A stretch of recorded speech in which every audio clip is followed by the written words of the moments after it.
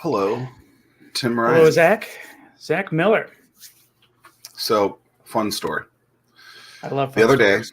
the other day it was warm, and I decided I was gonna go get on my bicycle. Haven't really ridden it in a while. So I go out to my garage. I knew I was gonna have to pump up the tires, and immediately I hear it go psst, and I was like, that's not good. So I go I was at that point, I was like, I'm not dealing with this. I don't want to change it, whatever. So the next day I decide I'm going to go in the garage. I have a tube. I figure I'm just going to change the tube and then I'm going to put it in. Well, apparently the tube I have is not for this tire. So I no longer have the tube. Then I decide there's not a close bike shop to me, kind of like you. So I decided to go to Wally World, who says they have the inner tube for this bike. Get there, go through everything. They have every tire tube except for this one. So when the cookie crumbles this way and you're 0 for 3, you just take a little break, You just say, you know what, at some point the inner tube that you need will somehow magically appear because you put it in the Amazon shopping cart and then you ride your bike again. But that's right. It might rain today, so today is not the day. There might have been some crazy driver out on the road that because you didn't have the tire, you missed that driver. See, that's how I was looking at it. Serendipity that I did not hurt myself with ridiculousness. I get it. Do you have a tire story? I don't have a tire story, but no, I life is a lot more peaceful when you look at things that way, right? I mean, it's just, I get every red light because who knows, what I missed further down the intersection. Yeah, that's true. That's true. I appreciate that. With that being said, stories are important. Today we have Xavier with us. Javier. Yeah. Javier, Xavier. Yeah, you know, former journalist. That tripped me up for a second, man. I was like, hold on a second. Yeah. Yeah, no, that's funny. So I always tell is the worst name I've ever gotten out of Starbucks was Hobar. So they spelled it Hobhar. And it was the most wildest thing I've ever seen for my name. And like recently on LinkedIn, I've been doing a little series where I'll post a picture of like my misspelled names. So recently I got like Have and then Haviar. So it's always fun to see how people pronounce and spell. Do those baristas go through training to learn how to just get crazier with the misspellings? I guess they just don't focus on Hispanic names, which says something about Starbucks. I admittedly I don't go to Starbucks very often, and I don't know. I would love to see them screw up Tim, but maybe 2 M's. I don't know. Yeah, they could. My whole thing is I think they do it on purpose because 100%. They're so bored. Yes, I do. Yeah. Okay, when I go to the vet, they call. Oh gosh. Okay, so my dog's names are Beta. Beta, like alpha beta. Like beta testing something, and then Cinder, spelled Cynder, like Cinderella. Mm-hmm. They screw up those names. Really? Like the last time I was literally the only one in the shop, and they're saying Cinder. I can't remember what it was, but it was like hobo, like Hobar, like yours. Yeah. I was like, I said, did you mean Cinder? After like 7 attempts, and I was like, okay, I guess. They're like, well, my friend spells his name this way. And this is obnoxious. Yeah. So they don't have like any records for it.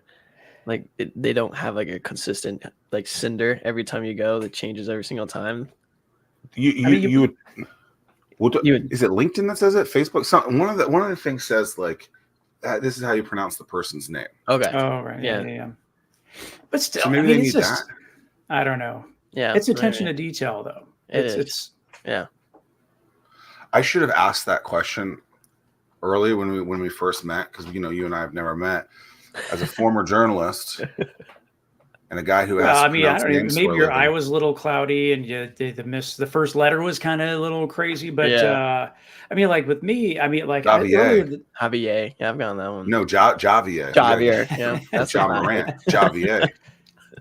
But I don't, I try to give people the benefit of the doubt, but I'll get this heartfelt email, Yeah. thanking me for what I, the service in which I provided, and then it's, the salutation is Ryan, and it's just like, oh no, that's what I was just about to say. Like so many people on this show, and I don't know why it is. Maybe it's because your name is written on the screen, but they call you Ryan. Happened a couple weeks ago. Like I hear it, and I'm just like, oh gosh, like what's up with these donkeys? Come on, like his name clearly is Tim. It says it right in front of you. Yeah. Yeah, I wonder everyone because calls of the because it says at Ryan TNT. I wonder if that's the misconception right there. Oh. Anyone ever call you Miranda? When I was in ROTC in high school, that's it though. But I used to get like joked in like elementary school. So they would find out my last name is Miranda, and they'd be like, "Oh, you're like Miranda Cosgrove." Da, da, da, da. And that was like that's what I get joked as Miranda. So that's like the other time. So I was like, okay, that doesn't make sense. But whatever, I'll roll with it. All right. Well, we're not going to talk about my my name. Yeah, we don't want to rip that scab back off, man. We gotta let that thing duct tape that on. Let it heal. Man, so tell us about you. How are you making your impact on this world? Man, look, I've been trying to make an impact in a lot of different ways. Right now, what I'm working with is I'm doing content marketing for orthodontists. So it kind of started back in it's almost been a year and 5 months now, where I kind of caught the bug of the whole social media marketing, thing, editing videos and stuff like that. So I'm just trying to make content not boring for orthodontists and going in there and creating a system for them to create quality content for not only their audience, but their potential patients coming their way. But the big thing that I say is the oral health information in that sector is it's not being communicated well. It's just orthos are just selling their packages to people, not really explaining to them why they need it. It's always $1,000 off of braces, $1,000 off of retainers, whatever. Not, hey, braces could help your crowding and help, oral hygiene and stuff like that. So there's a blockade between the information that's being put out there and then between the information that can actually help someone. So it's that classic, are you selling or are you trying to help? And, they can help. You see what I'm saying? So it's just trying to find that bridge between those two. That whole industry is fascinating. It is. In fact, did you ever wear braces? Mm-mm. I didn't wear braces either. Did your kids? Madison did not. Drew. Not ever. No. And Drew, he just finished up Invisalign. Okay. But man, I mean, so like, what does that do? That's just like the clear the trays that you put in, and you swap out trays every week or. But that's like teeth whitening or something, or what? No, it's to straighten everything out. So the difference with braces is that they're glued on and it just does they tighten them or whatever. But trays, you can take them out. You don't see them, but you have to have the discipline to keep them in the first couple of days. First couple of days are pretty rough, but man, I walked into this orthodontist and I was like, oh my gosh, it was just like an open bay of nothing but beds, and like, I'm just counting the money just rolling in, man. I'm like, and these kids were going in for like 5 minutes and then rolling out and just going out. Yeah. And man. it's just like, it's almost like a thing. Like from a parental standpoint, you just accept the fact that your kids are going to need braces. That's going to cost you a few $1,000s. And I'm like, what a beautiful business model. Yeah. Yeah. No, it's great. And that's the main reason why I got into the industry. I read Alex Hormozy's book, 100% Offers. And one of the things in that book is, picking your audience and making sure they can afford, your product. And it was crazy. It was like back in 2021, I had got an ad on Facebook for like learn how to sell stuff online. And I have it in my my little junk drawer that I have back there where it's like one of those yellow patch sheets. And on there it says selling high ticket. And it taught you how to sell high tickets. So when I became an entrepreneur, it was, I always had that mentality of like I want to sell high ticket. And then I read the book and I was like, you have to make sure you have people that afford it. So my sister has been working in dentistry for like 12 years. I'm 21. She's 29. So I've seen her go from like the front person receptionist all the way through admin, all the way through chairside tech. And now she's working as a public relations coordinator at an orthodontist local here in Virginia Beach. So we've seen, the growth of all of it. So when I started the business, I was like, I don't know who I'm going to sell to. I don't know who I'm going to find. And we talked, and I was like, orthodontists, they like pull in like a decent amount of money, multiple clients. And I did all the numbers in my head. I was like, okay, these guys are the one that I'm going to go for, because they just kind of like what you're saying. They just pull in a lot, and that model is just recurring.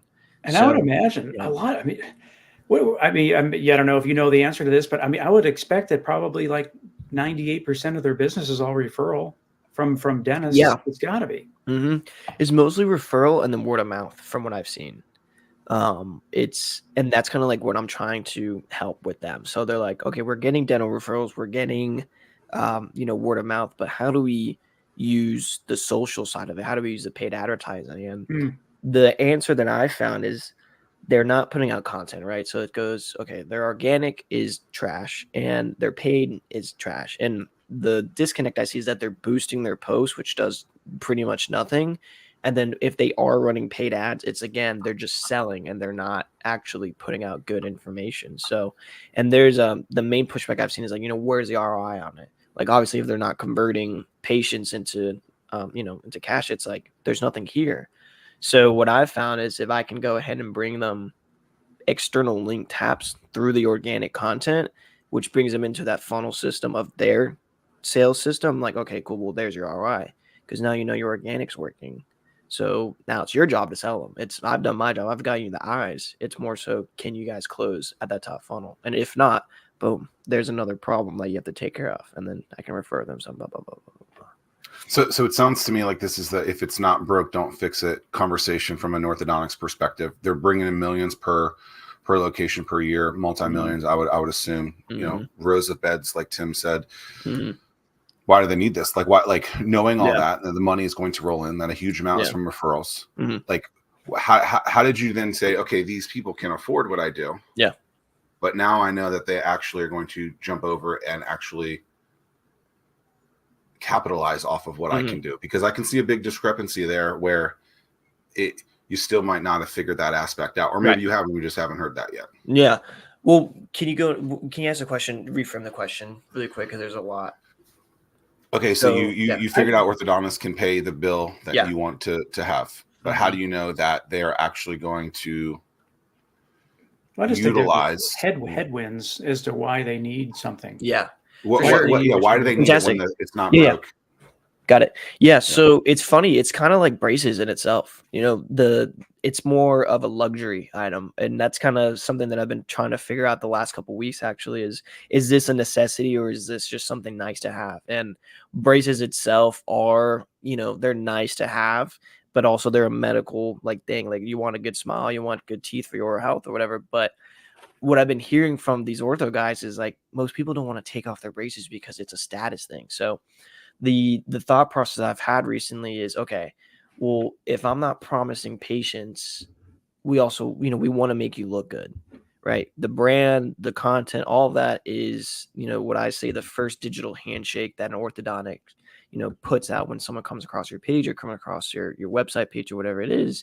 So it's more of a luxury item. It's nice to have, but the organic content is the braces of the digital marketing industry, I feel like. And there has to be the lead doctor has to be on the same page, is what I found. So I've worked with some, and it's like, we align on everything. I'm like, hey, we should do this. And he's like, okay, fantastic. Let's go. Like, I get this, I get this, I get this. Let's just trial and error. But the bottleneck is if their team is either a third-party marketing team or if it's an in-house. So it's trying to figure out where the certain practice is. So that's where that, avatar creation of, I only take X amount of people on, or, if you meet this qualification. But to really answer the question, it's figuring out what they want. If they want more patients in the chair, it's why. Because what I've seen is they want to post one picture or post one ad and they expect 10 people to come in. But the truth is that they're messaging all that. There's an intention behind it that's not being communicated in the right way. So I go through and I kind of pick their brains and what it is you're looking for. Like, are you looking to work on a patient all day? You're looking to bring in 20, 30 patients. Like, why? Because most of them are like, okay, well, let's just bring them in so we can bring the numbers up. Fantastic. And then you have your guys who are I just want to work on teeth all day because it's my passion, it's my love. And most people gravitate towards that rather than the guy who's just trying to, make the money off of it. So it's figuring that out and then saying, what, I think this is good for you, and just giving them that diagnosis. And then if they go for it, phenomenal. If not, then, it is what it is and we move on. From a marketing standpoint, is I would assume, gosh, it's just strange. I'm going back to Zach's question. Like, yeah, to me, it seems like through word of mouth, through referrals, the kids, like that market's kind of covered. But is there a bigger push for like adults? They have some disposable income. They want to fix their teeth, and is that a different market segment that you go after? Or is that one that's orthodontist identified? Yeah, no, that's a great question. So on Facebook, I found that we target the older crowd a little bit more. So more 28 towards 40, 50, like that, which trickles down to the kids too, right? So you have your moms and your parents who are, looking for their kids to get braces, and they come across the orthodontic page and they're like, all right, cool. And same with Instagram. So recently on my last guy, we posted a video there was a local high school student that reposted the story, and all of his friends, were filtered to that page and follow my orthodontist guy. So we noticed that because of this high school student reposting the picture, more of them came. So instead of targeting the parents directly, we could target the kids directly, but that's on them. So it's using the platforms for the demographics that are currently on there. So Facebook, like I said, is more of the 28 to like 40, 50s older crowd. And then Instagram is more like Gen Z, Gen X, more, or not Gen X, millennials that are on that platform. There's ways to, figure out. And that's where the analytical side's on it. So it's research in a sense, using the content to figure out who's watching your content. And then they decide, okay, hey, we could go for the 20 to 34 market, or we see that the 18 to 21 market is going up. Let's make content for that. So it's using those scales and then adjusting the content properly for that, and then taking the paid advertising and then matching that. So it helps them look for the type of audience that they want to bring in according to what their sales and all that, where they're trying to close. Are they trying to close moms who have kids, or are they trying to close the college students or the military? We don't know. That depends on the practice. Yeah, that's interesting. Yeah, it's really, really fun. I would envision it being creating content to diversifying overall percentages from referrals. So if referrals, word of mouth dentist is 90+% of the business, swinging that down so it's a lot less, so that all of your eggs aren't in one basket. That would be the pitch that I would pitch to them, because they have to give a cut to the dentist. I don't know. I don't know. Some of those worlds can do that. Some of them can't. I don't know how that works. Yeah. But no, there's like some like legit laws against that, I guess. I don't know if there is or isn't, but I mean, like just that the whole medical system referral network thing to me just seems like a giant racket, man. I mean, it just like you go to your do your annual whatever with your doctor, it's like, let me refer you to this person or that person. It's like, come on, man. I don't know. I just get really sketched when you walk in there. Like, this is what I have noticed. Sure. I walk into a place and like generally I'll get one of two comments first. I already know what he's going to say. It's a nice car that you drive. Or your insurance is going to pay for a lot of it. You have really good insurance, and then they figure out like how much can be covered. It'd be like, we'll get you for this and we're going to get you for that. But hey, you don't. Yeah. Well, I think that's like part of the problem we're trying to solve too, is to avoid that. My goal has always been like, I want to give people an inside look to wherever they're going to go. So if it is a word of mouth, you can like, all right, let me check this guy out. Let me go to his website. But I feel like the website is more on the, on the purchasing journey. You're curious, but it's, you're not really looking for all the, the buy me signs. I feel like social media is that mediator between like, okay, we can look and see how this guy acts. We can see if he's, kind of shady or not. And we can see reviews and different things. So it's trying to use the organic content to show that. And I like I said earlier, it's that first interaction that hopefully is enough to convert them to the website. And then they go from there. Cause it's just, when you go to anywhere and try to figure out. You got to figure out who you want it with. Like, people don't buy things because of the things; it's the relationship they have. At least that's what I've learned, and that's what a lot of people have told me. Mentors and stuff. They're like, you can have the greatest product in the world, but if you're an asshole, they're probably not going to buy from you. Well, yeah, and it's hopefully you stay away. And no offense if you this is part of your tag, but it's like every office you go into, you got the family picture or the marketing is their family, and it's just like, hey, yeah, No, you're so right. It's literally every practice, dude. I don't think word of mouth is a strategy, though. I think there has to be an actual plan. Amongst the students, though, there is, though, man. It's like, I mean, like, Yeah. it is interesting. Like certain things, what orthodontics, driver ed, like that like everybody uses. Yeah, but there's something that they've done in there. Yeah, that is intentional. Yeah, Zach has a good point. That people will remember that. And so if there's nothing, if you're just, there has to be something intentional for people to remember in there. Yeah. Well, it's funny, but like I'll go into, I've only gone in a couple times, but I'll go into, when I would go into Drew's orthodontist, man, he'd be rocking a different pair of Jordans, every day, so he's like doing that stuff to like be cool with the kids, or, he would talk to Drew about the doctor is. Yeah. But all that stuff matters, right?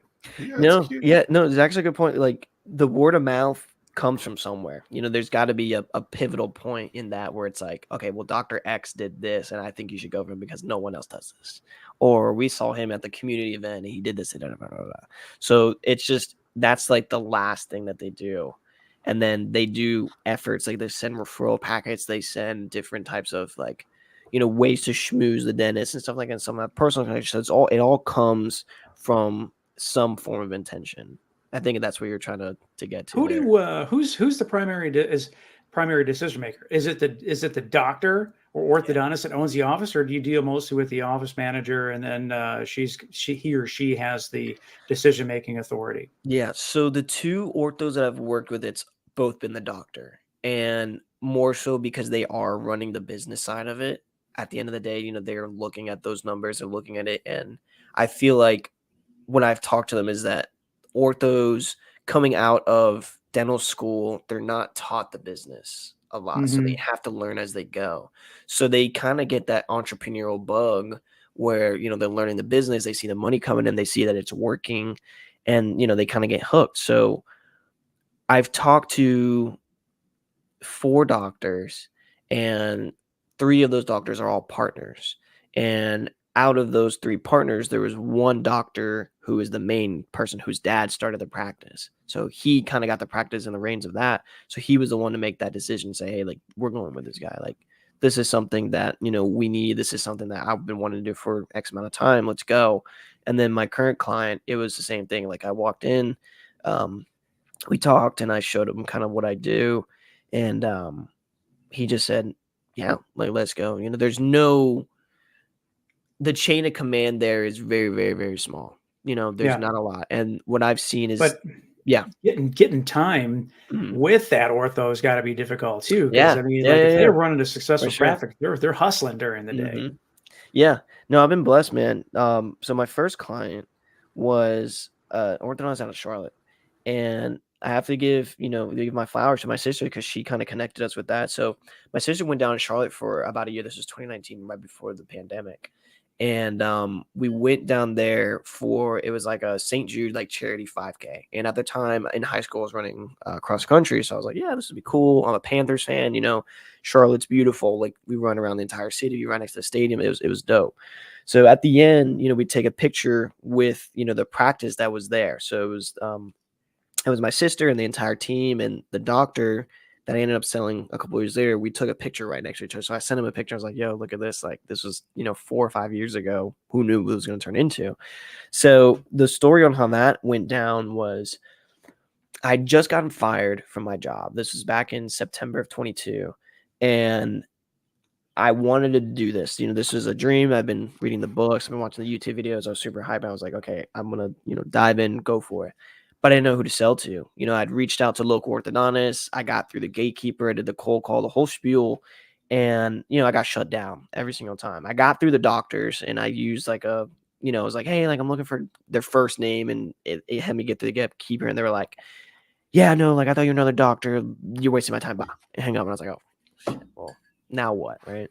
So I got the doctor's number from my sister, and I got his email too. And I shot him a little email with, my pitch deck and all that. And I went the whole nine, did all that. And he just ghosted me for a couple of days. So I finally texted him at like 3 a.m. I was like, I know you've been seeing my emails. I promise you I'm not going to waste your time. Like, this is going to change your practice's trajectory. Like, let's hop on a call. And he booked a call like the next day. And then I sold him. So I got through because of my sister and that personal connection, and it got me in front of the person. This was early on. So now that I have some evidence under my belt, I think once I start advertising like that, it should generate much interest, but that's kind of like the bottleneck of it. It's like, I know who's running these social media pages and it's not the main doctor. So it's like, where do I get in contact with them? And that's kind of where the word of mouth comes in too. So dig into that a little deeper. What do you Yeah. propose to do? You're like, are you going to do graphics? Are you doing content? You doing video? What do you propose? That's a great question. And it's a really, really good question because this is on my to-do list. So this is great. I don't know. I think there's a lot to mess around with here. I've been going heavy on LinkedIn on my organic content because I figured LinkedIn is going to have my audience, which in this case is going to be those orthos. So I've reached out and connected with a bunch, but they're not active. So I'm trying to find a way to streamline that in a sense of I'm going to start creating content for that ortho. So for example, this little whiteboard behind me, I go up there and I create a bunch of different graphics or different, pixel art or whatever of different tactics that I've used already in the past to figure out which one sticks. So it's essentially doing the same thing I do for them with the content, with the videos, with the blog posts, all that. And then having the organic and then running paid ads. But the paid ads are really going to be me sending a LinkedIn message in their inbox. Because I'm sure you guys get them all the time where it's like you get a connection and they sent you like a whole paragraph. Like, that's not going to work. I don't respond to those. They're not going to respond to them. Where can I help you for So free? then what are you going to, if you're going to send them something there, what are you going to send them? Dude, because I've been trying for a little bit. I've said like, hey, ex doctor, like, great to connect you, and just left it at that. Or I've said, hey man, like, thanks for checking out my page. Like, I hope you saw this video or whatever. And I wonder what percentage of doctors even manage their own LinkedIn page. it's probably not 10%. That much. I usually respond to these donkeys back with something when I get these messages. Man, when I get those requests, man, I'm like, I'm gonna accept it, but I know within 2 hours, I know what's about to happen. 2 seconds. They've already written it. It just I know. I try to give people the benefit of the doubt. Yeah, man. I see these things. Yeah, I push back. Like they'll say, it's something that's so, like, clearly if you know me, it's not true. Right. Yeah. Right. And I'm like, oh, okay. Or it's like someone selling me exactly what I sell. And I'm like, yeah. That's my favorite one. Yeah. I had a really good one that generated my interest and I might use it. She texted me, or she sent me a message. She was like, you keep popping up on my page and I wonder why we keep connecting. Like, I was like, huh. And I checked out her profile. I was like, oh my God, you almost got me. Like, I'm not gonna lie. You're this close. But sometimes I'll get in someone's drip campaign on emails. And like their first email will be good. And I'm like, okay, well, let's see. There's another one coming. Let's see how the second one is. So then I'll follow up on the second one, be like, not as good as the first one. You need to get back to work. Yeah, exactly. They never say, get back to work. Never say anything. No, like, they don't respond. I'm like, come on. I know. Yeah. So it's trying to figure that out. And that's the fun part of this. Like I've had some success very early on. And now it's at the point where it's like, okay, I'm floating now, but there's got to be more money coming in. I got to make some more sales. I got to provide more value. But I think a lot of that is when people look at the entrepreneur journey, they don't see that. Obviously, I'm sure you guys have gone through it yourselves where it's like you have all the great success stories, but that's like 10%. The other 90 is, in the trenches, trying to figure out what are you going to do, and then executing on top of it. So you said you lost your job and you started this. So this is it. Yeah. So I worked in it was like a digital print, like t-shirt shop for a little bit. And I'd been working there for about a year, and I took a trip to Florida and I was in the Gulf. It was beautiful. And I was just in the water. I was like, man, like, I don't want to work for someone anymore. So I got back and I put in my 2 weeks and I was like, hey, like I'm gonna go, find another job and kind of figure out like what I want to do. And they like offered me a raise. I was like, no, like thanks, like $16 an hour is like not gonna do it. So I ended up going back to a roofing company that I worked back in high school. And I was like, hey, like I have this idea for, content. Like I got my drone, I got my camera. Like if you let me come and work with you guys, like it'll be awesome. And then the intention I had behind that was like, okay, if I can just teach myself the ropes, still get consistent income, then I can quit and then, start the business for real. That didn't happen. I fell right back into the employee role, didn't go hard, like just didn't do my job as an entrepreneur, but just didn't do my job in general. It was a really lackluster performance on my end. So one day I get called in the office and they're like, yeah, we're going to have to let you go in like a month. So that was October. And I came into this room, literally the same exact setup. And I just sat here for like 3 hours. I was like, is this really what I want to do? Do I want to keep pursuing this? Because I already failed. I got fired from this. So is this really what I want to do? And I just said, yeah, I'm already here. Let's go. And then that's when that whole journey started of, cold calling and then closing in January. So it took a couple months to get to that point, but that was that breaking point where thank goodness that I decided to keep going because I wanted to. And it was so surreal to go through that and realize, hey, this is it. I dreamed about it, being an entrepreneur. Here it is.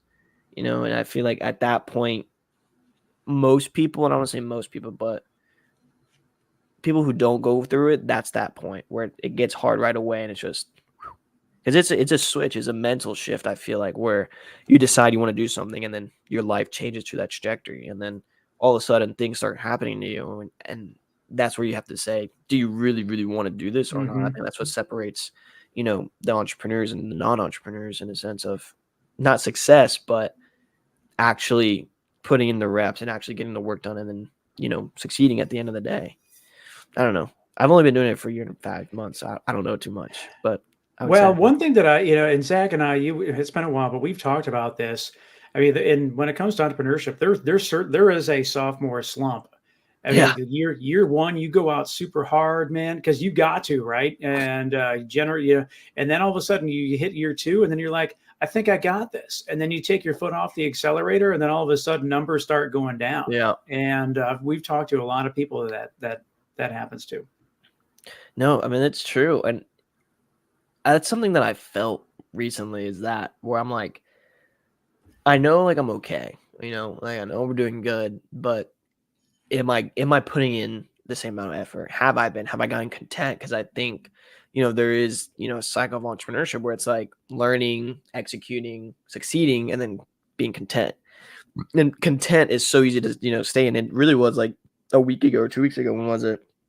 I don't know, where I realized where my life was at, where I was at with the business and things. I was like, damn, I'm kind of taking it easy on myself right now. And I was stretching myself too thin and putting my efforts and energies in other places where I said, I haven't touched anything for me in, a month almost. And I go, oh shit. Like, okay, I got to work on the business, not in it.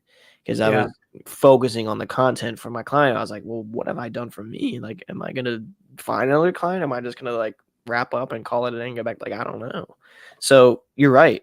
And that's something that I've been feeling pretty heavily these last couple of weeks. So I guess now my question is, how do I get out of it? It's just, over time, like how long have you guys been entrepreneurs?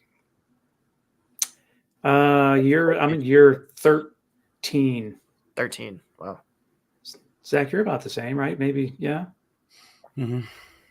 Yeah. Some years on there about. Wow. You guys are veterans. That's awesome. Plus decade. Let's go.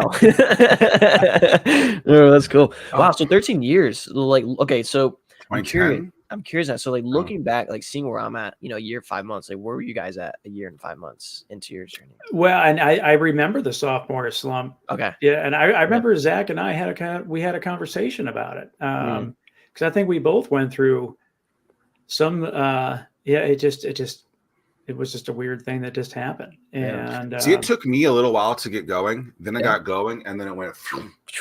Yeah.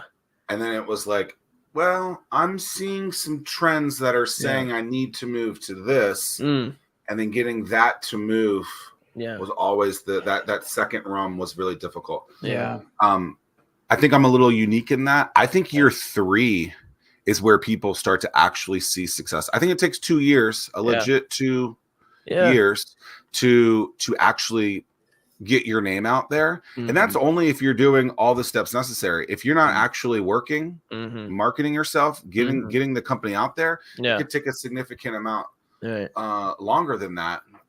However, it's year 3 for me, it's like, okay, there's enough eyeballs that have been on this enough times that people are going to start seeing you, remembering you, recalling all that stuff. I don't think that's that's not necessarily a science behind it, but that's what I've seen. It's about 3 years. I don't think you're even close. You got 7 months, a year and 7 months to get to that. Well, I guess technically 7 months. Something like that. Yeah. From month 25 on. Yeah. Right. Yeah. I think the thing because is you really, got to weed out those people too, right, Tim? I mean, there's a lot of that in there. I mean, how many times have we seen these entrepreneurs day 3 that are like, ugh, I'm out. I mean, one person and they said, I hate you. You burned the ship, and so you got to make it happen. So many people, they're not afraid to burn that ship. But I think that the biggest challenge that we would face is how do you get that even flow of water going through that hose? It just, all of a sudden it's just wide open. Then you close the valve down, and then all of a sudden, you're lucky to have a drop or two, and then you open it back up again. So it's like, how do you have that steady flow of revenue so that you're not going through these ebbs and flows of craziness? Yeah, no, that's good. And, I experienced that, with my first client. So I sold him on a 5K deal. So I did 2,500 up front, and then only 2,500, the rest of the 2,500 if I succeeded. And then that was just for 90 days. So that was for 3 months. I was like, okay, well, I got 12,500 for 3 months, which at the time I was like, okay, that's enough. Luckily, I live with my parents, and I'm super grateful for that. So I'm not paying rent and all that. So that's definitely made things a lot easier. But still, I didn't know what to do. So I was like, okay, the 3 months are up. So where do I go from there? How do I make consistent flow? Because I know if money's not coming in, I don't have a successful business. So I learned that pretty early on. So what I did was I had a goal, and it was I wanted to make 25K in the month of March. That was my goal. And March came along, and I had done absolutely nothing to get there. So it was funny. So I drove down to Charlotte to the same client to do another complimentary video. And, I got there and I was like, almost fell on my chair. That was embarrassing. But I got down there to Charlotte, and we did the complimentary video, and I was like, all right, man, let's be real. I'm a young company, and we started talking about this thing. I was like, I could bring you in for another set of videos for 25K. And I just threw the number out there, hoping that, he'd catch it and say, yeah, let's go. He was like, that's 25K. That's a lot of money, and we did the whole spiel of going back and forth. So finally we were able to settle on a 10K at $2,500 a month for the remaining months of that. I left that conversation feeling really, really confident and very proud of myself, because I was like, I was able to do this. So to your point of keeping that money coming in, it was, my dad said this, and this is a phrase that, I'm coining for a while because it's so true. He said, money's already made. We just have to go and find it. And I think in that moment, so early on, where I was like, I don't know where it's going to go, simply all I did was just ask. And it was hard, and it was super, super scary to do, but it was there. And maybe I didn't get the number that I wanted, but I still was able to get something into the business and keep that water flowing out. And after that, I was able to upsell another company that he was a part of and get another couple, $1,000 into the business as well. So I was able to keep the fire going, but simply just maneuvering in that sense. I don't know if that's what you were asking, but I guess I just wanted to share a little about that. No, that's super. That's, a lot of people are afraid to ask. And I think that another thing that people are afraid to do, they're afraid to raise their prices, and they don't value themselves as much as they should. Right. And the crazy thing is, they don't look at the totality of how much they actually need to make. I feel like they don't look at numbers correctly. Right. And then they pick a number and it's way off. Yeah. And they can't, like, they don't backtrack that math, Tim, where it's like, let's say you want to make 10 a month, Yeah. but it's going to cost you 10. So you're at break even. Yeah. Like they don't even like, Yeah. they just don't make sense. Where You know so this, you've seen a billion so it times. sounds like it's like it's that, what is it? It's like a, oh my gosh, it's like cost per something, where like you have to figure out how much it costs you to do the job, and then how much you're going to charge and how much you're going to make from that. So that's the profit. Yeah, I mean, line, all right? your financial stuff has to work out, and the from the modeling standpoint, but the other standpoint, man, it's so much easier and more cost effective to keep the clients that you have versus going out to find a new one. Right. Yeah. And so, like, that retention thing, man, is huge. And then then what, you're a single founder, it sounds like, Yeah. right? You start Mhm. adding staff to it, you start adding teammates to it. That ball game gets completely, like, even more difficult in it, because you're like, oh, well, I needed this. Well, now actually I need 3 times that. And it's just, it's a completely different ball game. And I just don't think people really put a real fundamental foundation to the numbers of what it needs to be. And I think that would be beneficial. Yeah, no, that's true. I think what I saw, so I think there was like a boom of entrepreneurship around the time I got into it, because there was a lot of people my age trying to jump in and start their own businesses online and whatever. And there was a lot of, not, I don't want to say fake gurus, because that's not the right word, but people who were saying, yo, we got to make all this money because of this, and this. And it's like, yeah, cool. That looks dope. But where does it actually make sense down the line? And I think there was just a huge misconception that you make a lot of money up front and you're good and you're set for life.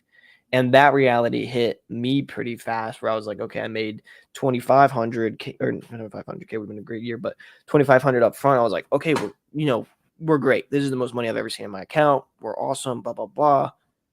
And then I was like, but we still have all these things to do. I still have 90 days of work to do. So I think realizing the amount of work that came in for just that little bit of money at that point, and then realizing that, okay, well, this is not just the first part of the business. This is like 0.0005% of the business.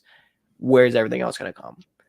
Understanding that reality and like being okay with it and just accepting it, I think helped me really, really, because I didn't get stuck on it. And I think that's kind of what you guys are saying. It's just like not getting stuck in that false reality of like the money, and understanding that, yes, you got paid. That doesn't mean like your company's good. Like, you got to take care of X, Y, Z, and then A, B, C, D, and then keep going and do that 30 times over to even stay afloat. Yeah. Well, take it from an hour, your hourly rate times 40 hours, and if that's the number that you want, and you're like, oh goodness, like, I then have to work 40 hours for this person. I still have to go out and find new business. Yeah. That's been crazy. I think I learned that when I used to put on a lot of events, and there were a lot of break even and negative events. And it's like, got to figure this out. And it's like, you're trying to build up this brand. Yeah. And like, you can't throw a bad party. Yeah. Yeah. Right. Yeah. And your parties can't suck. Yeah. So it has to be lucrative enough for people to want to show up. But then when you're losing money at these events, you're like, okay, this is not fun. So you got to figure out how to like bring more people in. But then, okay, you got to go to a different venue. Well, the venue is now asking for this. And you're like, okay, well, that number just substantially changed. I went from like a couple grand of food to now, depending on the venue, you're going to get absolutely like screwed over. Like, some of these venues charge so much for food. It's like, how much for a slice of pizza? Yeah, like, that's crazy. I don't know how they get away with it, but they do. Yeah. No. And so that's a challenge. Tim's had to deal with it. Like, it's I mean, one thing that I still do to this day, man, I open up a second bank account, and like any check that I get, 10%, man, I just put into that second bank account. Yep. And then at the end of the year, that's where bonus pool money comes into. But got to pay yourself first, man. No. Have you ever read Profit First, Tim? Yeah. That's their concept, right? Yeah. So, well, it's I would say it's like the envelope model. Yeah. Like, if you have cash, put all your money in envelopes, and once you spend it, you can't use it anymore. It's basically the digital version of that, but also making sure that you are taking profit out of the business first. Yeah. So figuring out what number you want. Yeah. You know, let's say it's 8%, taking Yeah. 8% of that and putting that into that envelope to that, you know, that savings account. And then at some point you pull it out. I can't remember. Yeah. It's a good book. Yeah.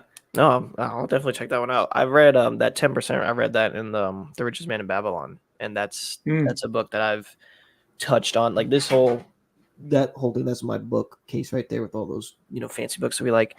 But how many of those books have you actually read? So, okay, I was just about to say, right? So I've gone through all of them.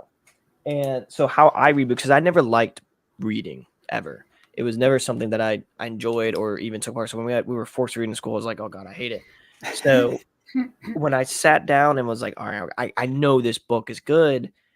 I was like, oh, well, I want this one. Well, I want to learn about this. I want to learn about this. So what I do is every moment that I feel I need something, I know I have a book for it. So I go and I read it until I kind of lose interest. Because the way that I look at it is if I lose interest, it's because I don't need it right now.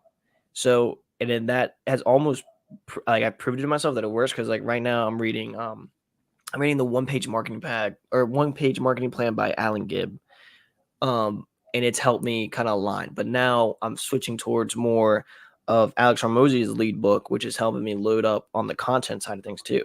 So that's how I read. So I read in pieces, but on certain topics. So I've gone through most of those books, maybe except like one or two. But like on this side is more like the entrepreneurial, like business side. And then on the other side is like mindset, which that's how I like to divvy it up because I know they kind of play into each other. But I've tried to read one book through and I just lose interest like so fast. And it's rough. I heard this quote actually through a book a long time ago. And it's like find one nugget. Yeah. Find one nugget in the book and that's it. You know, the $17 or so that you spent on the book, try to find that one nugget and look at it like that. And you know, as a guy who's written a book, that's, you know, hopefully people would be able to find a nugget from my book. And so it's one of those things where it's just like one little thing. And then if you can move off of that, because otherwise you're just reading this thing, you're consuming this thing and you've done nothing with it. So like, don't just read to read and then implement, read and find that thing. Yeah. Which I think that it's helped me do, like that muscle has been built where I know, you know, I hear this all the time. It's like, you can do all these things, but if you're not taking action, you're not doing anything. Right. So it's like, I read those nuggets and then I try my best to implement. And then if I hit a roadblock, I'm like, okay, cool. Do I go back and check this book out again? Or do I figure out the problem? Because I think that's where that like mental like fog comes in where you're like, I feel like I'm doing a lot of work because you're reading it and you're doing all these things, which is why I try not to entrap myself in these books. I'm like, it feels good when I'm reading it because I'm like, oh, okay, cool. I'm learning all this, and this, but I'm not doing anything with it. So there's a fine line between like the reading and getting the nuggets and like staying with the nuggets and then taking those nuggets and actually like turning them into jewelry or turning them into a necklace or whatever and actually transforming that into something. So yeah, you're right. I think you're absolutely right. Yeah, consistency is key. Tim, have you ever thought about your running streak as a piece of jewelry? In what sense? I don't know. Well, you just use it. Yeah. You want to say it again? Javier just said that Javier. He said you get this nugget and then you turn it into a piece of jewelry. But the reason it happened is because of being consistent. Yeah, so I mean, piece of jewelry because of your 10 years of running every day. Right. I mean, it's one of those. I mean, for me, it's like it's doing the hard thing first. Right. And then whenever I meet someone that says that they can't do something, oh, I could never do that. I'm like, you're soft. I don't have time to waste on you. Well, I mean, it's true. I mean, it's just like, I don't know. It was a couple weeks ago. I just love it. Like. But I'll ask him. All right, tell me about a time that you had a plan. You set up a plan and you saw it through. Like, I don't even like, oh, marathon. I could never do a marathon. Come on. All right, let's go with the 5K then.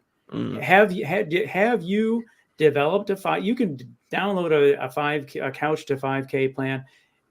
Follow. Can you see probably that walk through? a 5K today? Everyone, Sure. Most people probably could.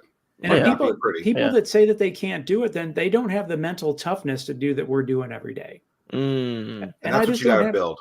Yeah. You got to learn how to build that, right? Yeah. The mental toughness side of the thing is definitely something that has been hard to develop because I was such a, procrastinator, lazy guy. And I'm still a procrastinator here and there. But throughout this time, it's just been like moving that needle every day has been hard. And just getting up and doing something is been the hardest. And like recently, it's been like I wake up and I'm like, I'm doing this again and again and again and again. It's the same thing over and over again. But it's like, I know that because I'm doing this, another door is opening. Yeah. So like one of the nuggets that I don't remember where I got it from, but like it was talking about like, you know what? I was rowing. I was on the hydro, and they were talking about they're like, if you're waiting for motivation to get out there and do the exercise, then it's not going to happen. Yeah, that's when discipline comes into play. Into play. You have to have the discipline to go and do it. And and Goggins talks about that too, man. That people will talk about, oh man, they'll listen to the book, they'll get fired up, and then first day it's raining outside, then they lose that motivation. And that's what you got to have the discipline. But it's just like a couple weeks ago, man, it rained like, dude, almost like 24 hours straight. And it was one of those deals. It's like, man, embraces suck. I just, I'm in the garage and like my little trick that I do, man, is I start the workout in the garage before I even face any of the elements, man. And then once that workout has started, man, I can't pause it or stop it, man. I'm committed. And I just go and, I think I knocked out 5 miles or whatever. It was just like soggy, nasty grossness, but it was done. That's badass, man. No, I mean, it's so true.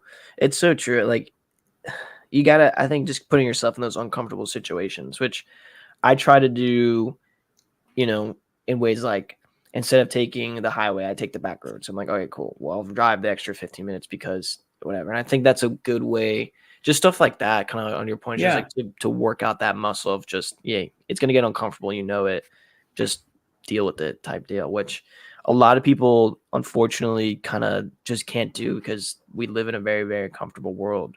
Yeah. So the entrepreneurial journey, I think, Zach, you were saying it's just like they can't stay in it. Like it's not meant for everyone. I think that's a big thing that I've learned too, that it's not for everyone. What's your outlet to keep yourself mentally on point?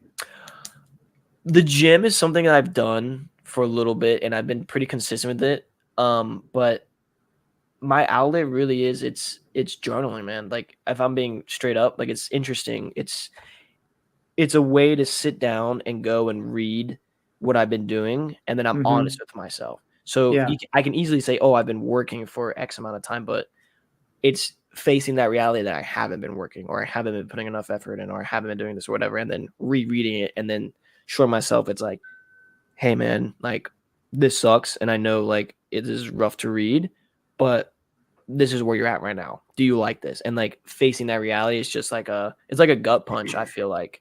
And it kind of gets me up and I'm like, all right, well, let's kind of get back to it. And then the gym on top of that is great too, going harder in the gym I've been trying to do and do the extra set, do the extra reps, move up the weight. So, it is hard because, you find yourself and you're just, you're going for it and you're not really challenging yourself, but it's like just trying to make things a little bit more difficult is the goal. It's easy, I think, in a fitness journey, whether someone's losing weight, trying to gain muscle, doing some sort of composition that they're going through, to take a daily progress pick, right? I think sometimes you can get on the scale, and you might not see the scale move, but that pick is actually where you can start to see some of the differences depending on what you're trying to do. In business, I don't know what that daily progress pick is, right? And I think there are a lot of symmetries between fitness and business. We've talked about that on the show for 207 episodes, it seems like. But like figuring out what that daily progress pick is, that equivalent in business, and I don't know if you have an idea, Tim, either, but like, it's easy to do the easy. It's easy to do the easy things, right? But it's having that discipline to sit down and grind through the stuff that you don't want to do. Yeah, maybe it's picking up the phone and making those 10 phone calls. Maybe so then like a checkbox saying that you've done it. Yeah. Because I don't think it's just a bank account, because a bank account doesn't tell the whole story. Right. Because you might not have a check today and you're having a check tomorrow, or you might have just gotten a really big check and you I know tell you're only going you, to get that once a year. the other So thing that works for me, man, I'll just tell myself, sit down and just do this for 5 minutes. And next thing Oh, you know, man, that 5 minutes turns into like a half an hour, yeah. an hour and a half. And it's just kind of like getting that first foot out the door when you go to run, or doing that Yeah. first set, doing that first rep at the gym. Mm-hmm.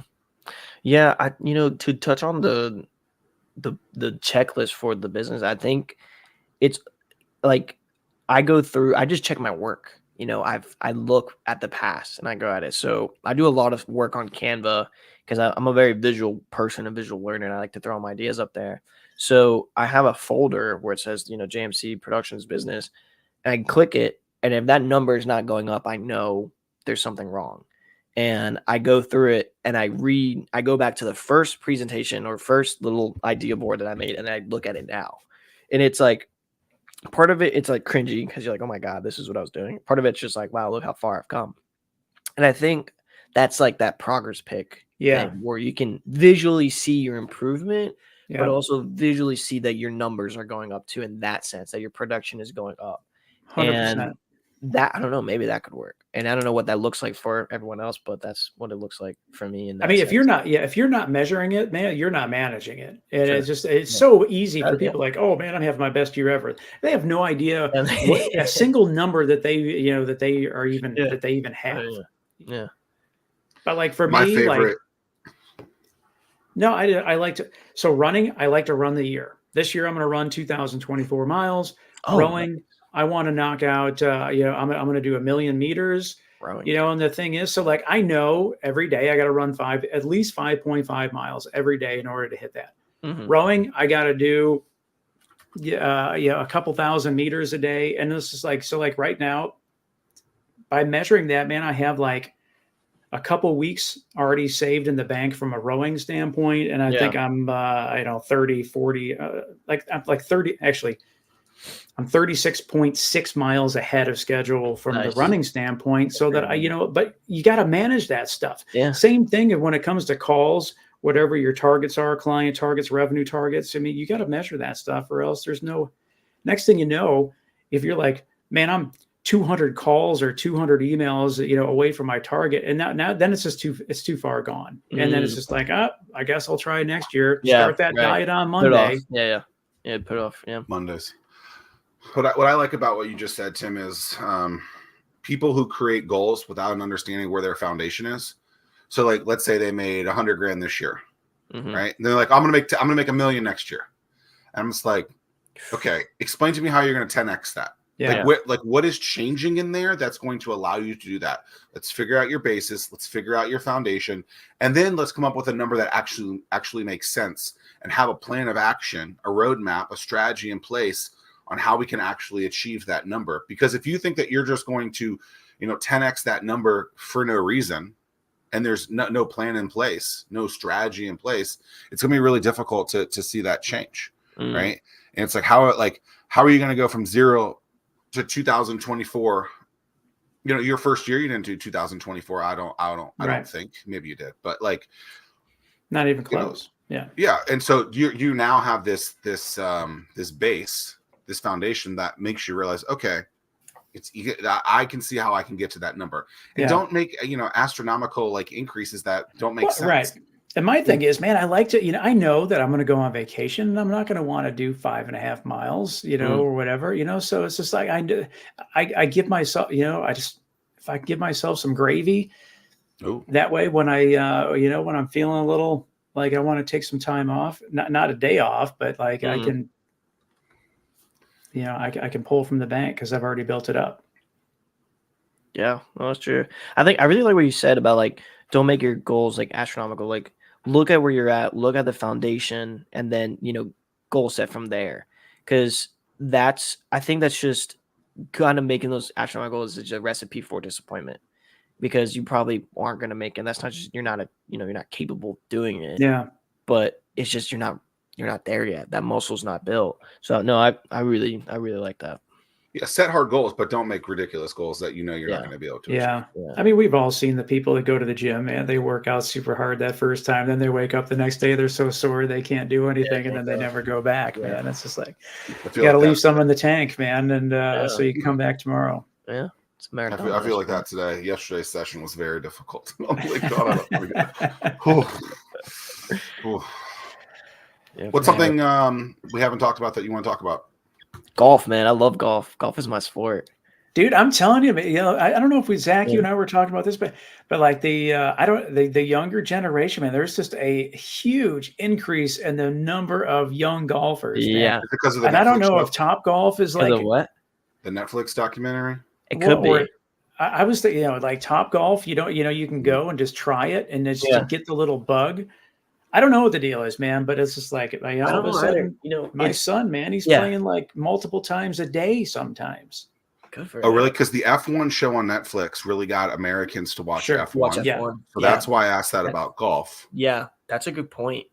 So it's funny because like I've been playing since I was 2. So my dad would take me out to the courses as a kid. That was like our thing for a long time. And when I was growing up, golf wasn't cool. Golf wasn't a real sport, right? So what I've seen is like a lot of people my age now are going out, and I'm like, where does this come from? So I think Top Golf definitely plays into it, but I think that documentary might play into it. A lot of people don't really watch golf heavily because golf is kind of boring to watch, but I think there's got to be something because I've seen so many people on the course that you wouldn't think would be out there. And I wonder if part of it is because of what you can do, because you can drink and then you can have fun. It's a 4-hour venture. And the thing that's funny, though, man, is you still see the signs that you have to have the proper golf attire, man. You got to have your collared shirt, and you can't have cut-off shorts, I mean, so it's like still kind of staying true to the tradition at the same time. It's sometimes it's hard to get up there because like I said, I learned the all the rules, golf etiquette and all that. So I'll see guys up there like driving the car up to the green. I'm like, bro, like come on. That like little nerd of me is like, God, I gotta say something. But right. I love the sport just because of the mental game, to kind of tie back to what we were talking about. Oh, dude, it's phenomenal out there. Like me and my buddies, we joke about it all the time. We're like, we talk about our swing, we talk about all this and that. But why is it that when we get on the freaking course, we shank it? And we're like, because we're thinking about it. We're freaking out. I think I saw a study where it was like the average golfer is making like a crazy, like a wild amount of decisions in that 10 seconds. It's like you have all these thoughts in 10 seconds and you just have to like clear out your head and just take the shot. Yeah. Also, like that's why I think like Top Golf or the range, man. You have a bad shot, you forget about, you're on to the next one. It's not a big deal. Mm-hmm. No, Top Golf is nice. Top Golf is fun. It's fun. It's hard to go there sometimes because like I want to practice and I just start whacking them. And it's really, really fun to whack. But I'm just like, I can't do it. So I have to go to like the municipal courses and just get in there, lock in and try to do it. But I think it's fun. And I think it's good too, because a lot of businesses are on the course too, from what I've heard. It's true. A lot of deals are closed on the golf course. So that's true. So when you go out there just to whack the balls, how many balls are you whacking? I'm whacking like two buckets full of balls. Yeah, okay. So they're 2 large buckets. So like a decent amount. So I think it's like close to 80. Yeah, I just took my son to the range last week before, and like so they have this course had a different model. It was just like $20 and it's all you can hit. Oh, where's this course at? I need to go there. It's Kiln Creek. Kiln Creek. Okay. Yeah. Okay. Yeah. That's the way to go. No, it's like it's like $6 a bucket for like a small one, and it's good because like you're not sitting there hitting them all day. Like my goal now is just to work on one thing to go and kind of challenge that, because it's shaping the shot, make sure that swing's good, and going through that and just going through that mental. So something I've been doing is just I've been recording myself in that. So I'll hit the shot, and I'll turn back and look at the phone and say, all right, well, I felt this. So like the most recent one I've been talking about is my wrist. So I'm left-handed in golf, so it's like this, right? And most people are right-handed. So when I'm coming down, I realize that I push out with this side of the wrist, and I'm like, okay, well, every time I do that, it goes out this way. It's so crazy, man. And the small one thing. Right. And just like the smallest thing, makes a huge difference. It's wild. Yeah. Zach, you play golf at all? Have you tried golf? Top golf? I used to golf a decent amount. Okay. No longer. Sold the clubs. I think it was too long. Like these meetings, like that are 4, 6, 8 hours. Like that's too long. Yeah. How to get work done. I guess it was fun. Yeah. I go to Top Golf once or twice a year. My goal when I go to Top Golf, Tim knows this, is to not wake up the next morning sore, like your back like sore. Yeah. Because you're not used to doing those movements. Yeah. Mm-hmm. I'm just trying to hit the damn thing over the fence. There like, you go. That's, Are you trying to go? You like 264 fans? Yeah. All of them. Yeah. To the Goodwill. to the wall. Yeah. What? Yeah. No, that's funny. Just getting them done. Never gotten it over. But I go and I just want to or hitting the guy in the car, picking up the balls. That's he always don't care. fun. He don't care. He's got a helmet on. He's fine. I wonder what their training is for that. Like, all right, guys, just expect to get hit while you're driving. Like, you literally are a walking target. No, that's funny. That's what's up. There's a video on like Instagram where there's a guy does hit it over the fence somewhere, and it hits like a power line, and it like blows up, and the entire power goes out for like the entire like strip. And I was like, that's the goal, I guess, to do that at Top Golf. I dig that. Well, Javier, it's been a pleasure. Please appreciate your time and continued success. Appreciate it, man. Awesome. Thanks, man. Appreciate it.